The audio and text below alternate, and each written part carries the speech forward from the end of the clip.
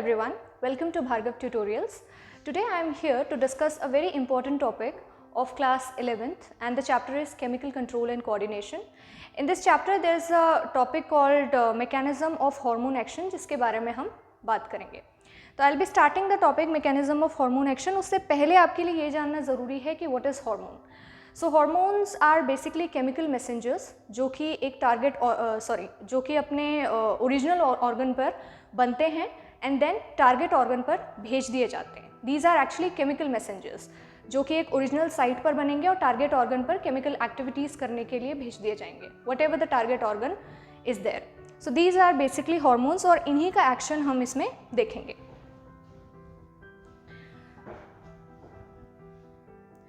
इसमें आपको सबसे पहले एक चीज़ पता होनी चाहिए that is hormone receptor complex.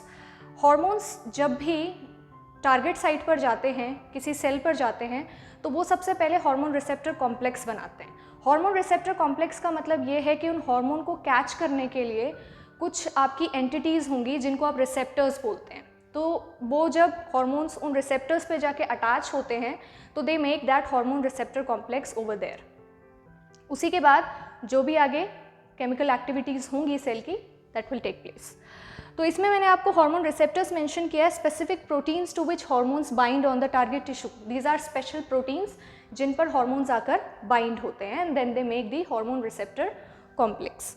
आपके पास two types of hormone receptors हैं. एक है आपके पास इंट्रासेलुलर हार्मोन रिसेप्टर्स, दूसरे हैं आपके पास मेम्ब्रेन बाउंड हार्मोन रिसेप्टर्स.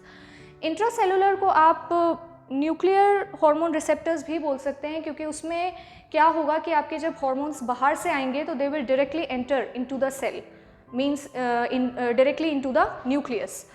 और अगर आप मेम्ब्रेन बाउंड हार्मोन रिसेप्टर्स की बात करते हैं तो उस टाइम पे ये होगा कि मेम्ब्रेन में ऑलरेडी रिसेप्टर्स प्रेजेंट होंगे, हार्मोन आएगा, फिर मेम्ब्रेन के रिसेप्टर पर बाइंड करेगा, then the other activities will take place.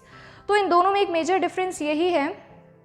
For example अगर आप एग्जाम्पल लेते हैं कि मेम्ब्रेन बाउंड रिसेप्टर्स का, अगर आप मेम्ब्रेन बाउंड हार्मोन रिसेप्टर्स का अगर आप एग्जांपल लें तो उसमें क्या होगा कि आपके पास एक सेल होगा, सेल के बाहर मेम्ब्रेन होगी, मेम्ब्रेन में प्लाज्मा मेम्ब्रेन और सेल मेम्ब्रेन, मेम्ब्रेन में एक रिसेप्टर वहाँ पर होगा विच इज़ अ प्रोटीन, एक रिसेप्टर वहाँ पर प्रेजेंट होगा.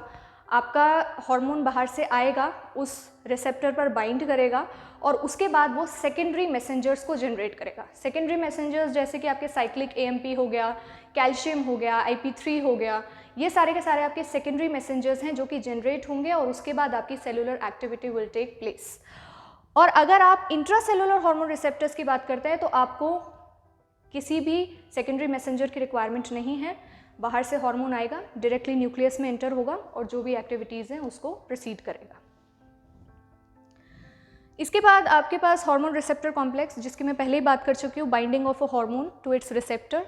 On the basis of their chemical nature hormones can be divided into groups. ये कुछ हार्मोन्स के मैंने क्लासिफिकेशन की हुई हैं, कुछ डिविजन्स हैं जिसमें आपके सबसे पहले आते हैं पेप्टाइड, पॉलीपेप्टाइड, प्रोटीन हार्मोन्स. इसके एग्जांपल्स आप ले सकते हैं जैसे ग्लूकागन हो गया, इंसुलिन हो गया और आपके हाइपोथैलेमिक हार्मोन्स हो गए, पिट्यूटरी हार्मोन्स हो गए.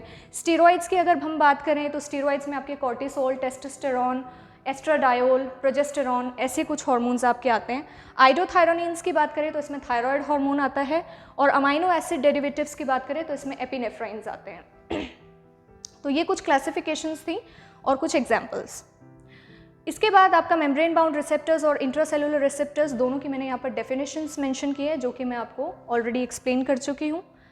ये कुछ डायग्रामेटिक व्यू है. इसमें आपका ये है हार्मोन रिसेप्टर जिसमें आपकी this is the plasma membrane, यहाँ पर आपका रिसेप्टर है, दिस वन इज़ रिसेप्टर. वो बाहर से हार्मोन आया. हार्मोन इसमें हमने यूज़ किया है ओवेरियन ग्रोथ के लिए, जो ओवरी की ग्रोथ के लिए हार्मोन आप यूज़ कर रहे हैं FSH, फॉलिकुलर स्टिमुलेटिंग हार्मोन, उसका इस्तेमाल कर रहे हैं. तो हार्मोन यहाँ पर बाइंड होगा, फिर आपका सेकेंडरी मैसेंजर रिस्पॉन्स जनरेट होगा. This is response 1. Generation of secondary messenger cyclic AMP और कैल्शियम और IP3. बायोकेमिकल रिस्पॉन्सेज जनरेट होंगे, फिर फिजियोलॉजिकल रिस्पॉन्सेज जनरेट होंगे और उसके बाद आपकी ओवरी की ग्रोथ होगी.